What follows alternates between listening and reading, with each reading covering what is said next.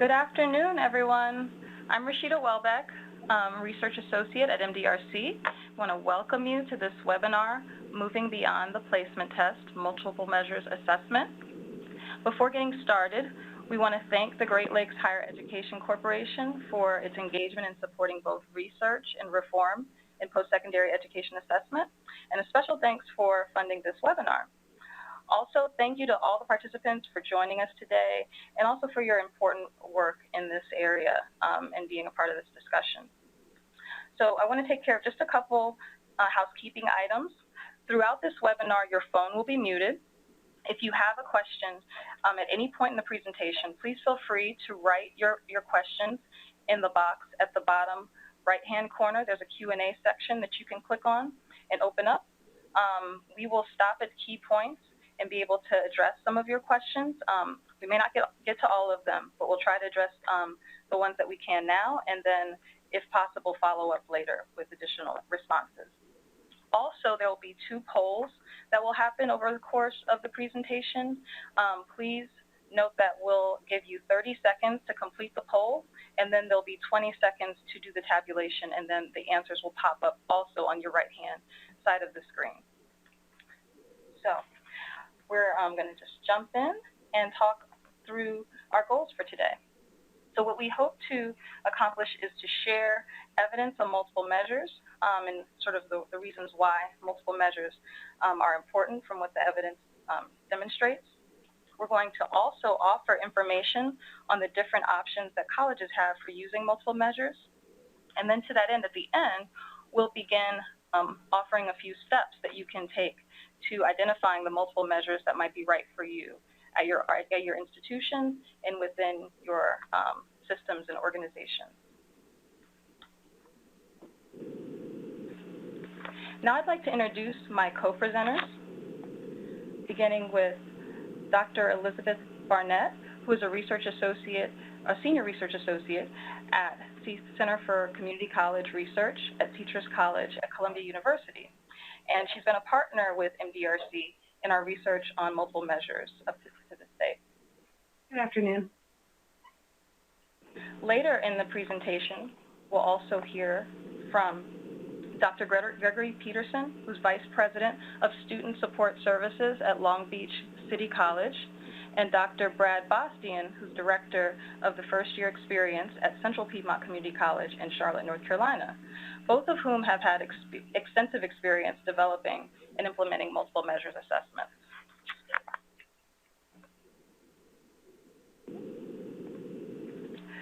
So by way of background on how we got to this webinar, both MDRC and CCRC have been concerned about improving placement and have worked together on a couple different projects with this focus.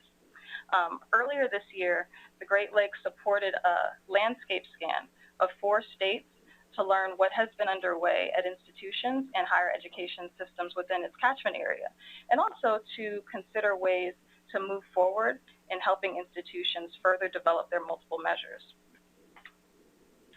Throughout this presentation, we'll hear some of the information that we learned during this assessment scan across those 4 states.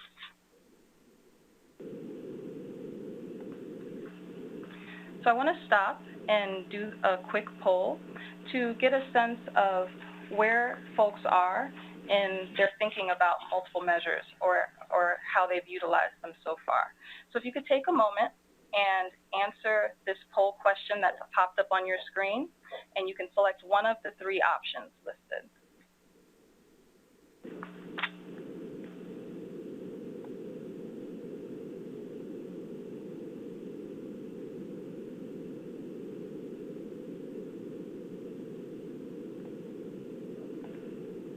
We're still waiting on getting in the final responses. We have a couple seconds.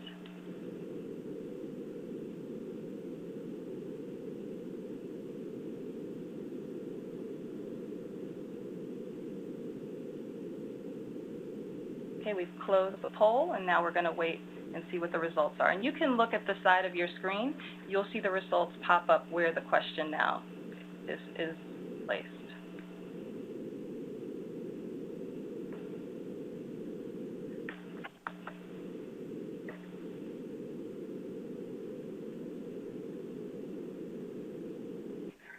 Okay, so about almost 60% of folks on this webinar are considering using multiple measures, which is actually great. And then we have folks who, a segment of folks who are already using them, and then a smaller segment of folks, a little more than 10%, are still planning on using the placement test as a singular measure. And I think this is a great distribution of folks that hopefully we expect that this information that you'll hear going forward will really help you think more about if you want to use multiple measures, if you haven't already considered, and also what details you might need to think about as you move forward in your planning. So I'm going to turn it over to my colleague Elizabeth Barnett, who's going to share some of the research findings on multiple measures assessment. So good afternoon. Thank you, Rashida. So mainly I want to start with a discussion of why we are encouraging people to replace single placement tests.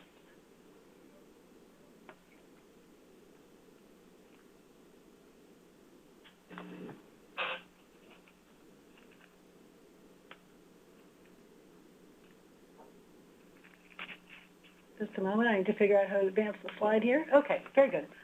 Okay, so we share some information here just reminding people. I think we all know that many students enter college in need of developmental education, and that's thought of as a community college issue, but it's also most definitely something that's the case also in open access four-year colleges.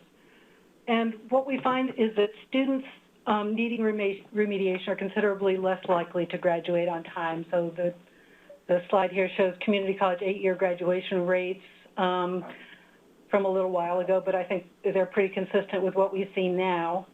And there are a number of reasons why students needing remediation will graduate at lower rates. I think probably the most important one is that they're less prepared and they come in less able to engage in rigorous college coursework. We know that.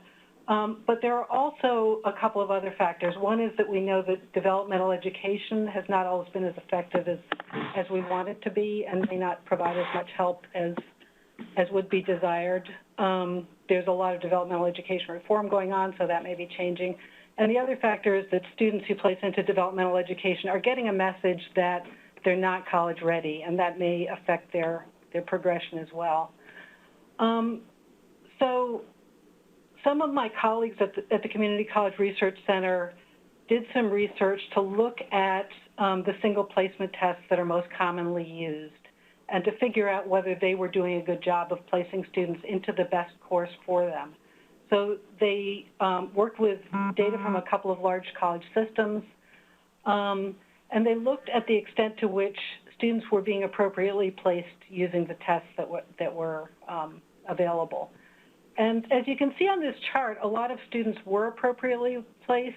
So you can see that student ability matches placement according to the exam, a fair amount of the time where the check boxes are. But there are a number of students who are being either overplaced or underplaced.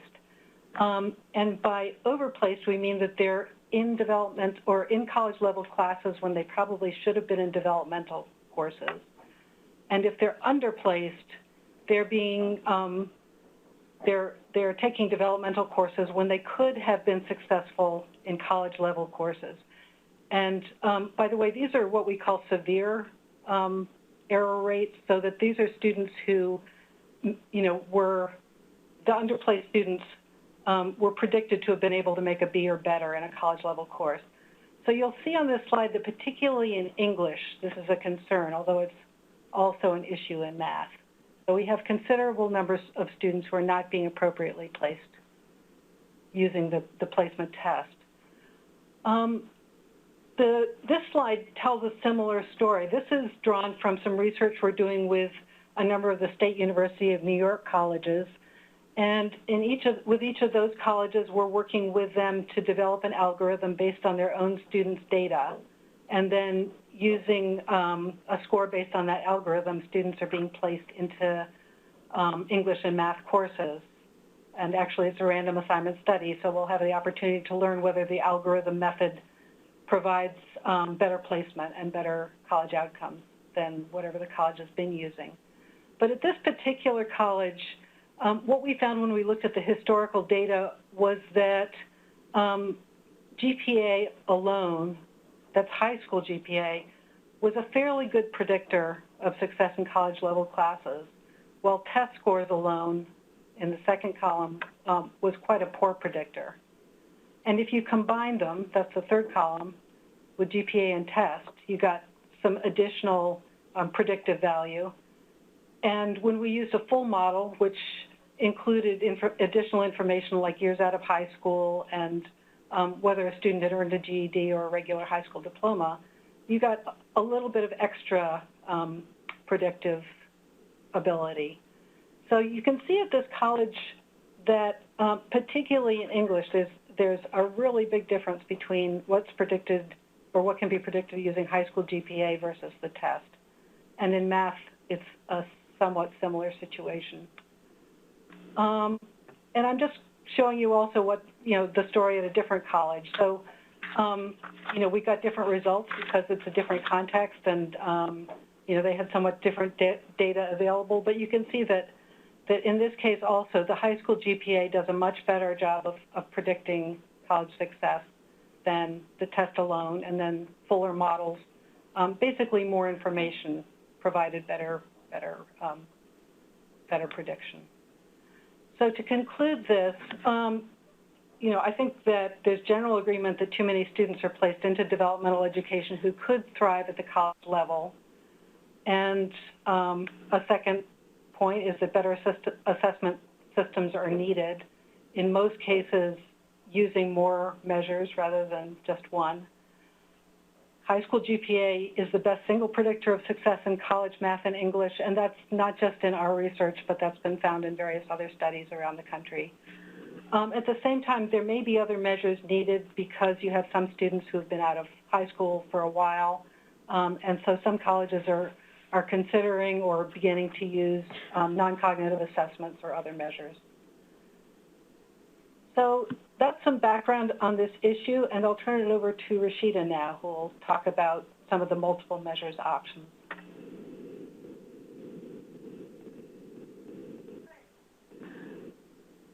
Okay.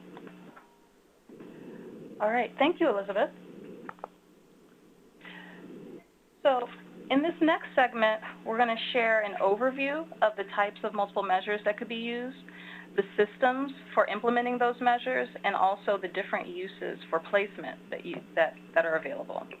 Then we'll offer, just really quickly, a few examples from the Great Lakes Landscape Scan and from a couple other places as well to better illustrate what these multiple measures look like in practice. So here in this table, I want to start with the possible measures. This is really the first question that you'll have to think about if you are trying to determine what to use for multiple measures. And as you see here on the left panel, there's two different ways in which this information can be obtained. There's information that can be administered by the college, and then there's information that you would need to obtain from outside of the college. A few of these I'm sure are more familiar than others, so I'm going to focus in more on the ones that are probably less familiar.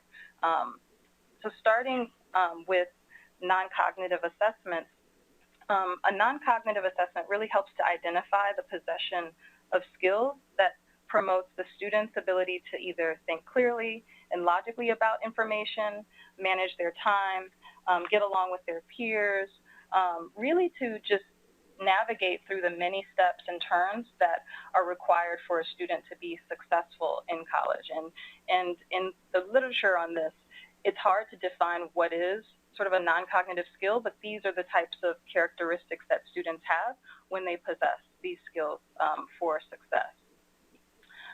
Additionally, a career inventory is an assessment instrument that can be used to help students, to help determine if a certain career aspiration that a student has or a certain career set of oriented skills indicate a particular curricular path that a student should take, or demonstrate how they might be successful in a number of different types of courses. Some colleges will also implement a writing assessment or a computer skills assessment, both of which are intended to identify if students have the skills needed to be successful in college level courses, both generally and specific to certain disciplines.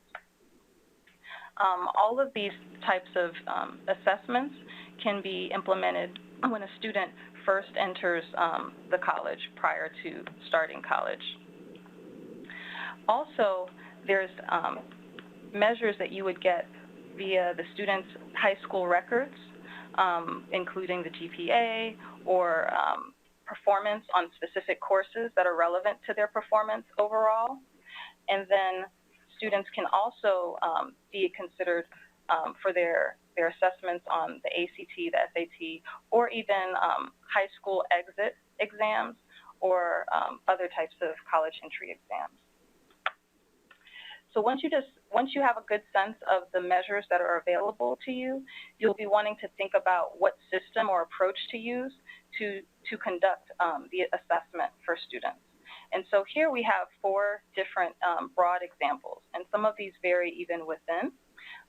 First is the waiver system, which is used to provide an exemption from taking the placement exam, and is usually based on measures like placement on a college entry exam or placement in a high school exit exam.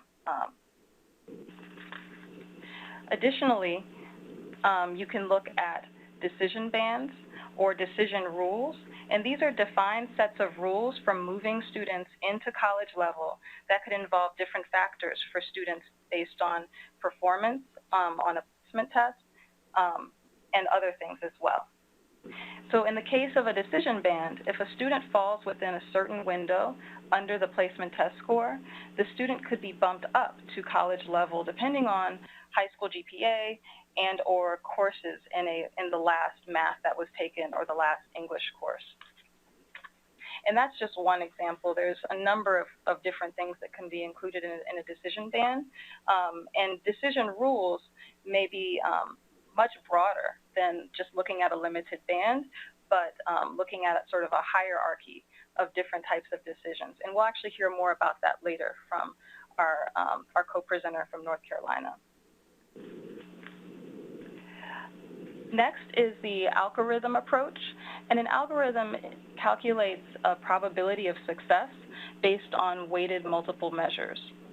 These weights are used based on correlations between the multiple measures that you decide upon and the student's level of performance that you find from historical data on previous students' progression through college level. An example would be when a decision that gives weight to the placement of the test, the GPA of a student, and maybe other factors like the last course that was taken or if the student had a GED.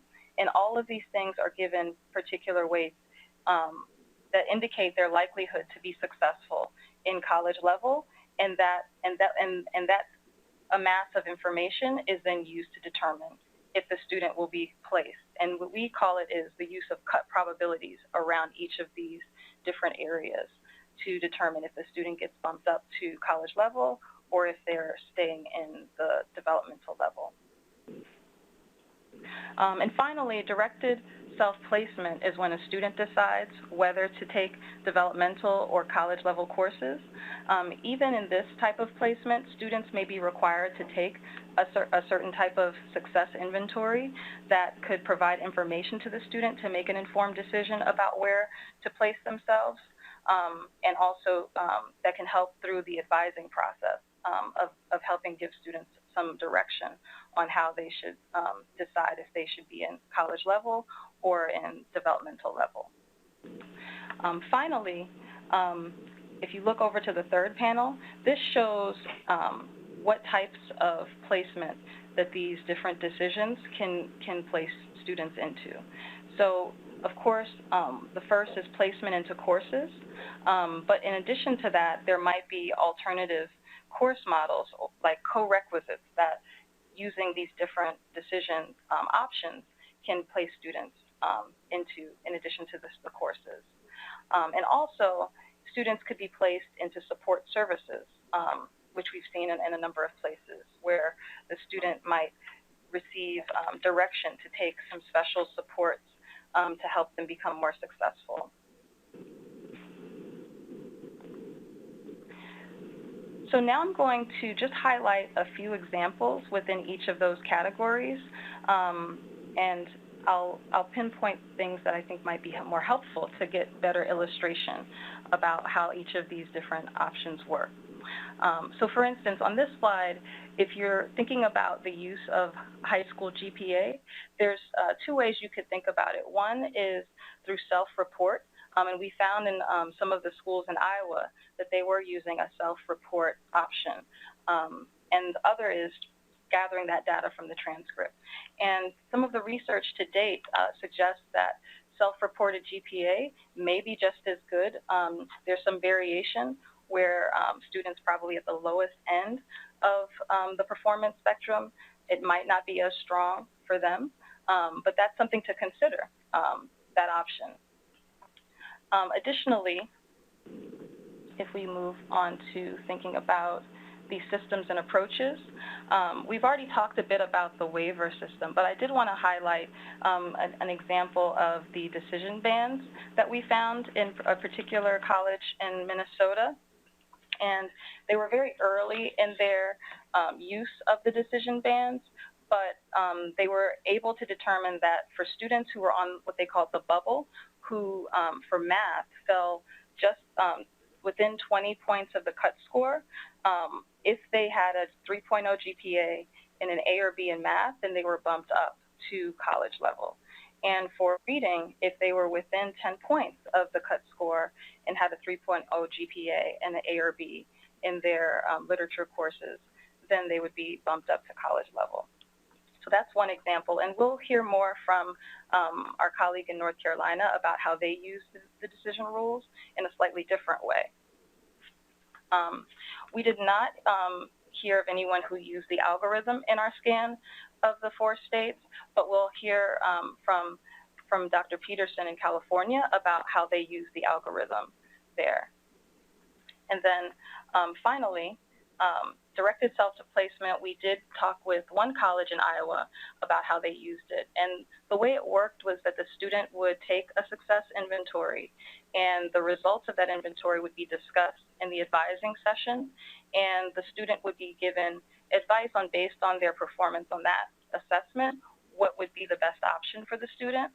Ultimately, the students had the decision to make about if they would take that advice or if they would take a course that they felt was better fit for them. Finally, I just wanted to just highlight a couple examples of how you might think about the use of multiple measures in different contexts, particularly when thinking about placement into additional supports. So when we spoke with the colleges across the 4 states, one college in Ohio were thinking about how to, through the student orientation process, provide students with certain on-ramp supports if their scores were placed under a certain level. And these additional supports were around workshops that they could take to improve their study skills and improve their reading and things of that nature. And finally, in Iowa, we heard about the use of the College Success Navigator, and this was also similar to the advisement that we saw in Iowa for students who were self-placed. And this Success Navigator gave students a sense of what types of resources they might want to take advantage of within the college and to help them to become more successful.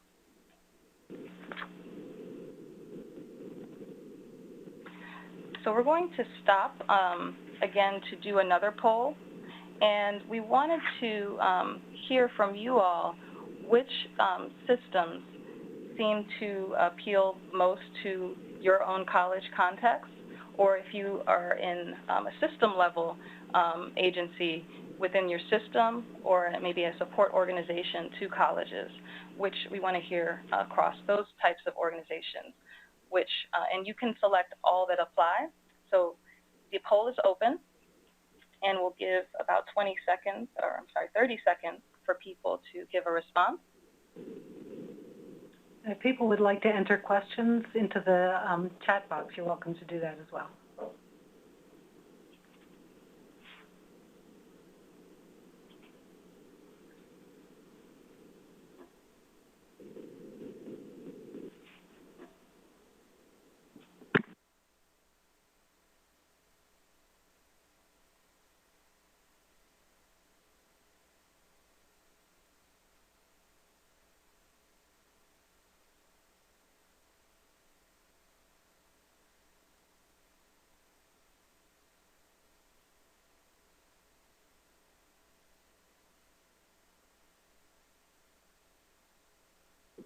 So the results are in. We see the vast majority of folks are interested in decision bands and decision rules. And we also see that almost half of folks are thinking about a waiver system, and smaller numbers are looking at the algorithm and directed self-placement. So that is interesting to see. And we're going to hear now from folks both in California and North Carolina who are using decision bands and algorithm. So this is a perfect opportunity for you to hear more information. And we'll start with Dr. Peterson, who is at Long Beach City College. All right. Good morning from the West Coast. Morning. I'm going to share a little bit about the work that we've been doing in Long Beach since 2012. And if you can see I want to frame this in the context of this is really work we've done in our partnership with our local unified school district and our local university. So I think if you can flip to the next slide, how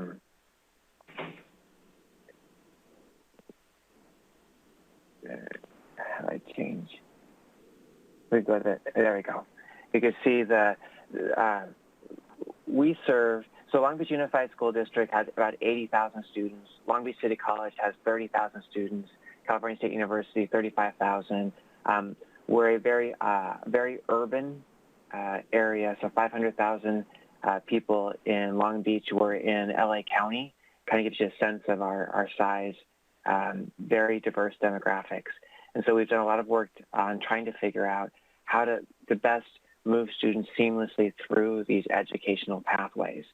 And one of those pieces within ensuring that we're increasing applying to college and getting them in a pathway into a program, getting them exposed early in the 4th grade and the 5th grade so they're coming to our campuses, bringing faculty together across the institutions, all plays into these components, and then looking at placement tests and alternative placement.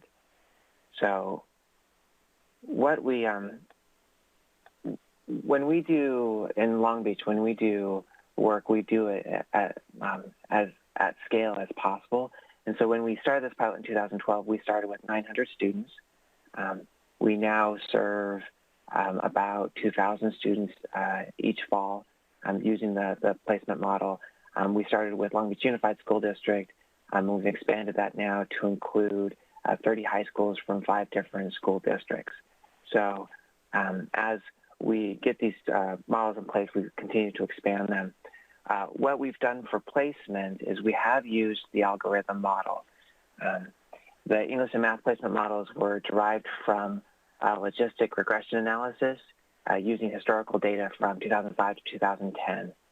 In the end, the model included overall high school GPA, grade in the last high school math English course, their math English course California standardized test score, that's the 11th grade standardized test in California, and then the level of last math English class taken in high school.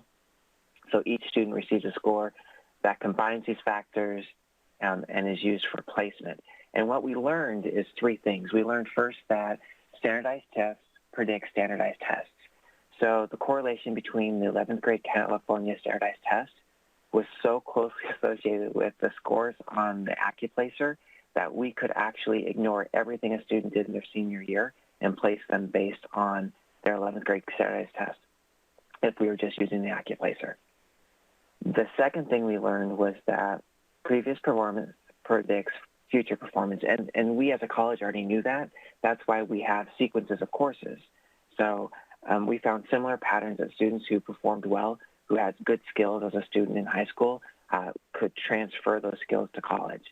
And then the final thing we learned is that the more we know about a student, the better able we are to place them.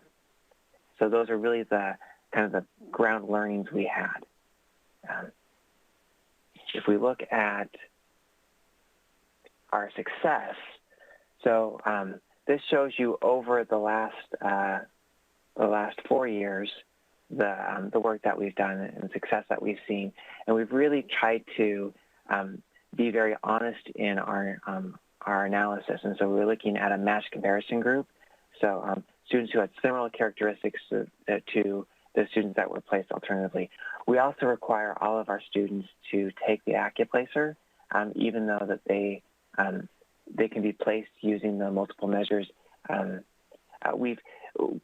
Part of that is so we can continue that analysis and we have data to compare back and forth. And then also our faculty felt that for some students, the AccuPlacer was a stronger predictor. And so we give them the option of wherever they place better. They get the better of the two options, either through the AccuPlacer placement or through the assessment, the multiple measures. So you can see our success, significant success in English transfer. We're seeing gains in math, and part of this is because there's that lag. The high school requirement for math used to be 2 years. We just worked with our partners. Long Beach Unified School District has just changed the requirement to 4 years, and so we're seeing each year additional gains as students are taking more math in high school. That's reflecting in their ability and their placement.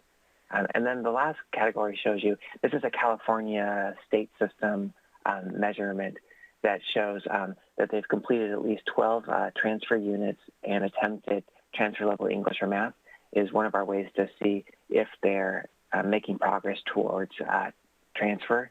And you'll see we've seen significant gains there as well.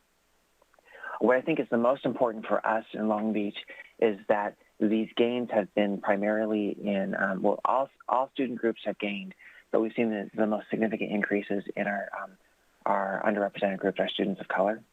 So the largest gains were for our Latino students and our African American students.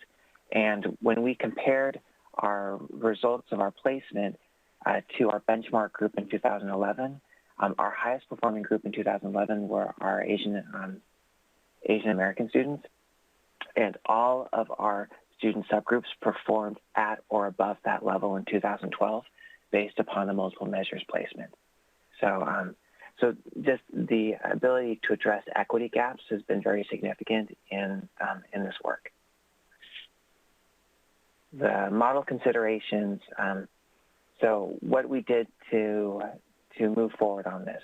The first thing we did is we looked at existing relationships. So, and we could only do this because our faculty had been having conversations with high school teachers, with the California State University faculty, and they realized that each of them were doing good work, and they began to trust each other. So we moved away from the typical model of blaming, the high school teachers aren't doing their job, and that's why there's a problem, and we began to own students across the three institutions. That opened the conversations and allowed for us to do some early piloting. So Long Beach City College accepted the placement test for CSU. So that type of waiver system, if they placed a college ready for the California State University, we accepted that, and then that led into us exploring then how do we use high school transcript data in placement. We used data, so we looked at a very large set, so 6,000 students over 5 years, and then looked at what those predictors were. And then we took those potential high school performance indicators to the faculty departments and gave them direct access to the data and time to work through, so they began to feel more comfortable. For the math department, they were very confident in establishing an algorithm, and that stayed very consistent each year as we've moved forward. For the English department, the first year we made it very simple. We used the formula, if a student earned an A or a B in their the last semester of their senior year English course, then they would place into college level, and then that worked in some cases, it didn't work in others, and so we brought the data back and gave the English department a little bit more time to work through, and they finally came to a very far more complex algorithm. And then the last thing we did was we didn't try to bite off too much in doing this each semester. So we do multiple measures placement in the fall, and then we modify and then implement it for the subsequent fall, instead of trying to do that for each primary term, trying to do something for the spring or for intersessions. Some of the challenges to consider and how we address them. So the first one is, if you're going to work with your local high school and you're using transcript data, you can't do it successfully if each student is bringing in their own transcript. You need to have a system in which you can access large data sets between the institutions. And so what we did is we established our MOU for data sharing with Long Beach Unified, and then to make it easy on them, we had them just send us the full data set that they provide to the state. So they didn't have to come up with a different data set for us. They provided it to us, and then we moved that into our algorithm. We also, in accessing transcript data, as we expanded this to other unified school districts, some of them did not want to give us all of their student data. They only wanted to give it to us, those students who had opted into the program. So we gave them a specific date by which then they would pull that data out of their state data set and forward that to us. So we had both options there. But it came directly from the institution, not from the student, in one big data set. And usually that was an Excel spreadsheet that we worked from. We had to really figure out, not only is it the placement important, but then it's making sure that we're getting them that information about placement early enough so that it could inform their advising of where they students are placed. So we do summer early bird, where a student can complete their orientation, their assessment, their advising, and be ready to register all in one day. So we had to make sure that we had all of the data in place that on that day, when they had completed their orientation, their AccuPlacer assessment, that they also had their multiple measures assessment there, so that the counselor could walk them through their options. We learned that this really did change the number of students who were placed in the transfer level sections, and at first that became a problem in balancing the need for the students who had been placed versus the large number of returning students who had been unable to get those courses, those college level courses. So we had to very strategically increase the number of seats in college level English and college level math. And that meant that we really moved seats from really other disciplines in order to ensure that we had enough available for these students. Because there's really no point to go through the effort of placing students higher if they can't take that course and get that coursework done, especially if you're using, based upon what they're bringing from their skills from high school, you want to apply those as quickly as possible. And again, that scaling as quickly as possible, we really wanted to make sure that when we started seeing that this was really helping students and providing them a different way of success to move toward their educational goal, really the equity in ensuring that more and more students had that option available to them. And then the last one, and I don't know if Brad's going to mention this one as well, I know, is that when you start moving students out, so really multiple measures placement is just one strategy in a larger change that has to happen with developmental ed. Because what you find is that when you move the students out who are performing well in developmental ed courses, then the students who are remaining, those are the students that you really need to address their ability. Those are the ones that are not making it through the sequences. And so really beginning to think through then, how are you addressing the needs of those students? And I think that's kind of in a nutshell what I wanted to share. Now, before we go on, there have been a lot of questions coming in, so maybe I could just direct a couple to Greg before we go on to speak with Brad Bastian. Greg, do you know whether the students, the faculty, and advisors know what the algorithm is? The question is, how transparent are the algorithms used to those groups? So the English department is actually, so the faculty and English department determine the algorithm. They're helped with the institutional research office to build it, but they're the ones that actually decide it. The advisors, so our counselors, our advisors, they are given the general understanding of what those pieces are, so they can explain to a student that is taking into consideration their overall GPA, what's the last course they took, what's their GPA in math, and how they did on their standardized test. So they can explain the main pieces, but not what the weighting is of each of them. But that is available for faculty in the departments because they actually make the decision. Okay. And could you just comment on how recent graduation must be for prediction to be valid, or for you all to decide to use it? So we are looking within 2 years is where we and our faculty departments are comfortable right now. Okay. Okay. And after that, the student would take the placement test? Correct. Okay.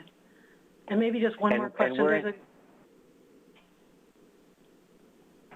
Okay. Go ahead. I was just going to say we're currently in conversation of expanding that to 5 or 6 years. Okay. Okay, that's very helpful.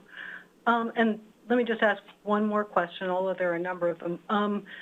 When you decided to use 11th grade test scores, was there any concern about students, nothing being counted from the 12th grade? Well, and that's the piece we learned. So by using the AccuPlacer alone, we really were ignoring everything in 12th grade because it's so aligned with 11th grade test. Okay. So okay. So that's why really using what they do in the senior year has changed how we place them.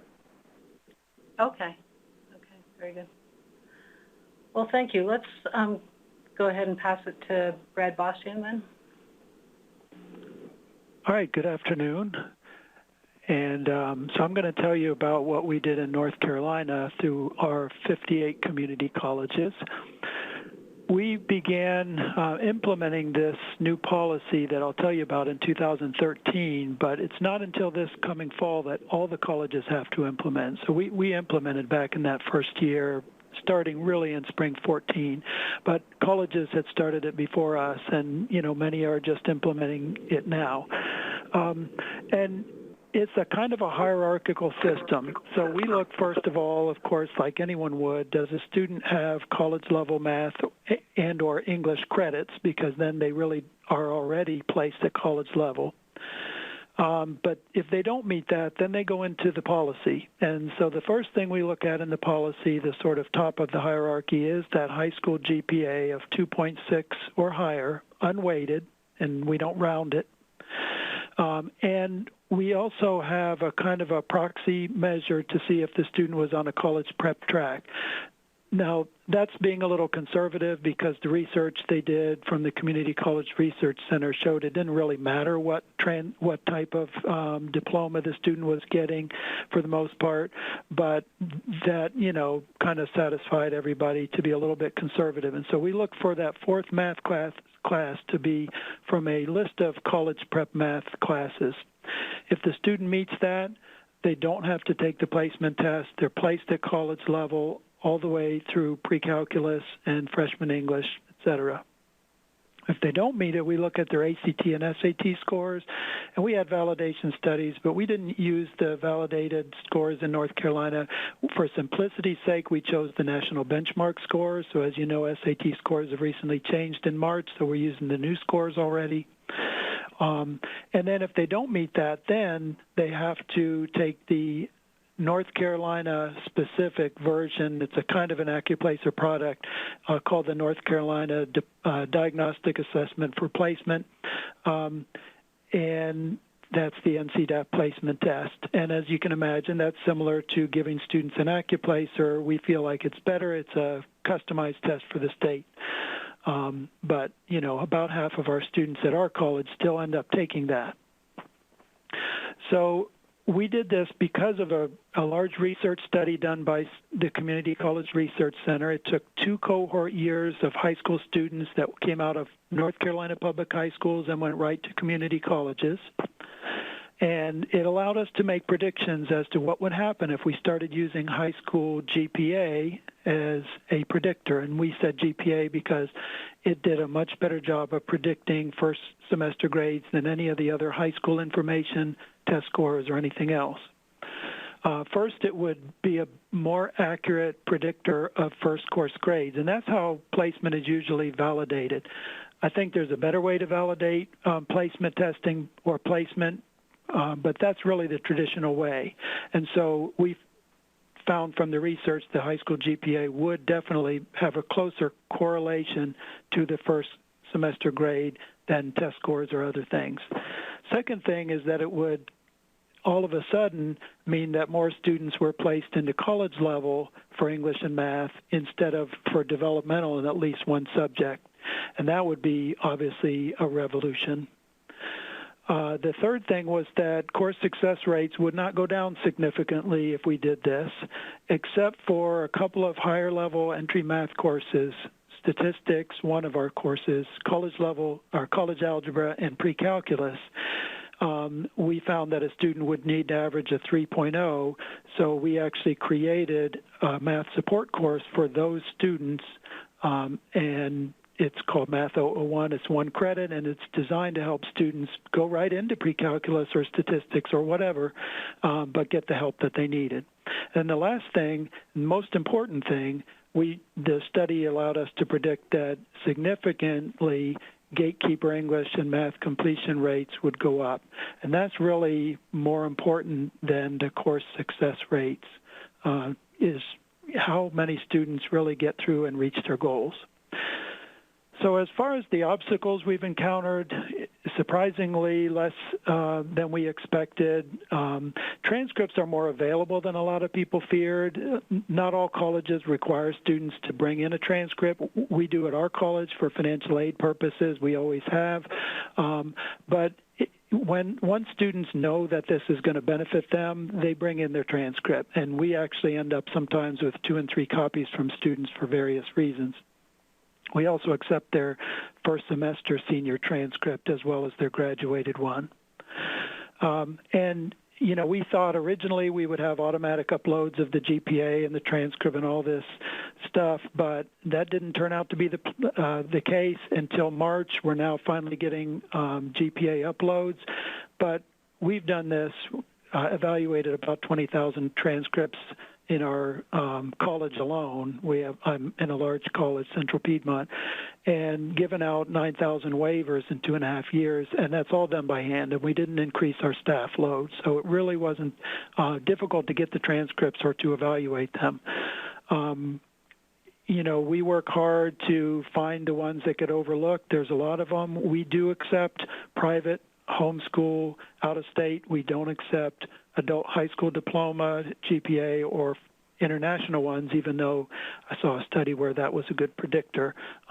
We just stick to high school, private home. So some of the results on those things, this is the percentage of students who were placed all the way into pre-calculus. They might be at college level in math lower, but this is, you know, they're placed in freshman English and pre-calculus. And you can see in the 2 terms before the implementation and the 2 terms after, we did flip that ratio. And now it's 54% who don't have to take, no matter what program they start in, any developmental math or English. As far as the course success rates, they're about the same. A few are higher for the students placed by their high school GPA. Some are lower, but it's not a big difference. And you can see the courses we've discovered. It's not just the statistics and pre-calculus where students need a little extra support. We also found economics and anatomy and physiology, the Bio 168, and some business courses also seem to be difficult for entering students, and they, could certainly use extra support. And the faculty at our college are looking at how to provide that. And there we go. The last slide is just about really the most important thing and how I think we ought to be validating our placement processes, and that is by the consequence to the student. Instead of just looking at predicting the first course grade, what happens to the student in general? And so this is looking at, do they ever pass a college-level math or English course? And so it's divided up by subject. I know it looks complicated, but if you go from the left to the right, you see the terms. There's 4 terms being studied: 2012 fall, 13 fall. Those are before the implementation, and 14 and 15 are after. And on the left, this is 1 term, and it's including all new students. So you can see that it's gone up. The 1-term gatekeeper completion rates have gone up for all of our new 6,000 new students each fall significantly. But if you go all the way to the right, you can see the students placed by their high school GPA. 1-term rates for 14 and 15, 3 terms. So after fall, spring, and summer, 77% of students have passed the gatekeeper English if they were placed by that GPA. And if you look right before that, you can see 2012 students that we've tracked for 11 terms now that were placed by the placement test or other things, and they're still not reaching the gatekeeper completion rates of 1 term for a student placed by their high school GPA. So this is what's most important in trying to raise our graduation rates and get students through to transfer successfully or to complete their degrees and their goals in general. This is making a difference already.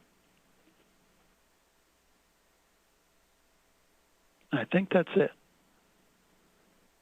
Thank you so much, Brad. Let me direct just a couple of questions to you,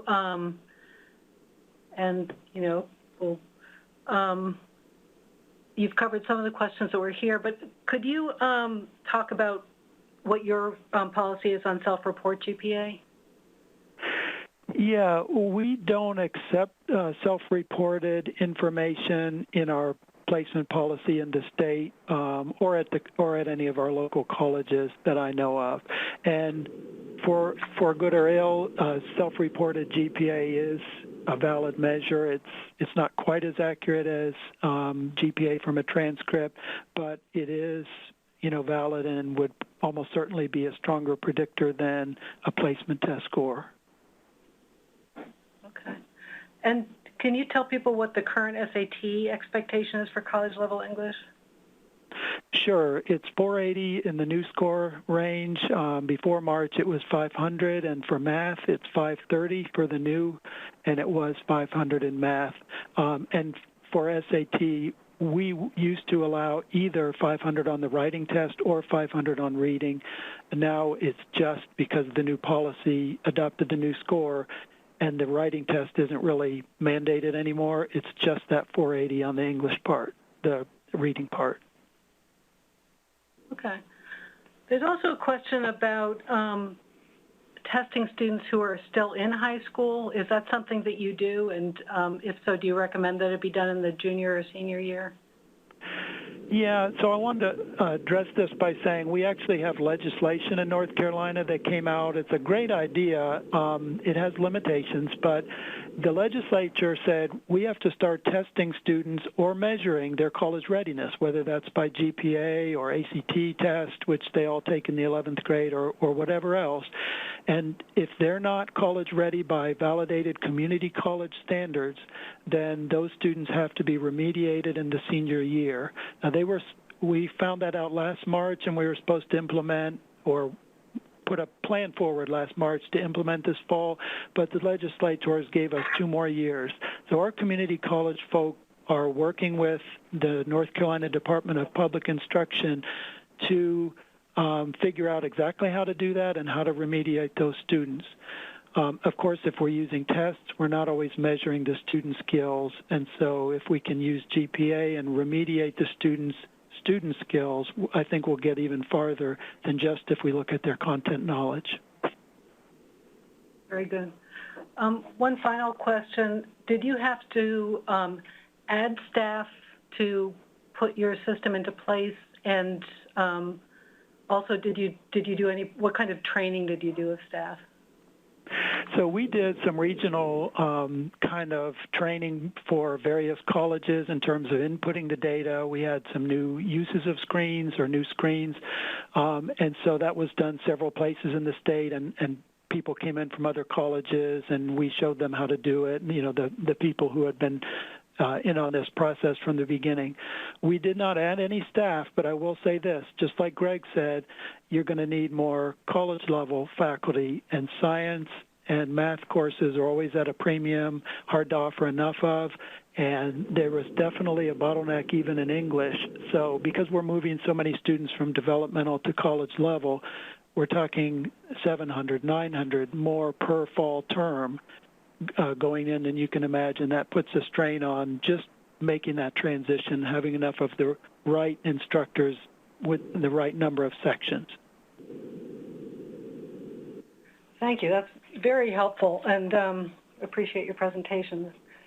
So we are going to just wrap up with a few final thoughts about getting started, and these draw on our experiences in visiting Great Lakes states as well as some of the research we've been doing with State University of New York colleges.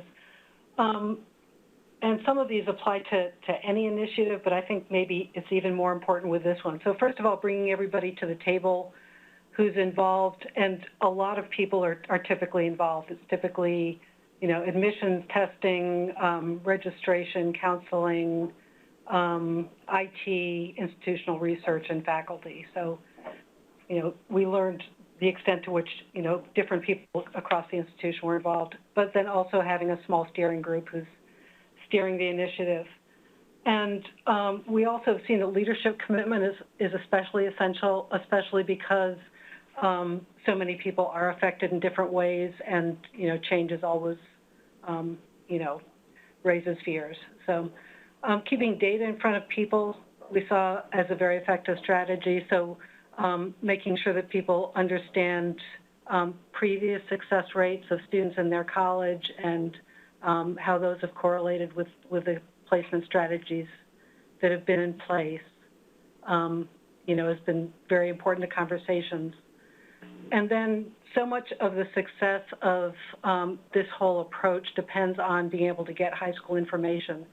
So, and we found that that can be very challenging. I mean, that's the important information that comes from outside of the college itself. So planning ahead and thinking about how that's going to happen is really critical. So we very much appreciate everybody's participation in our webinar. It has been recorded, and it will be posted on both the MDRC and CCRC websites.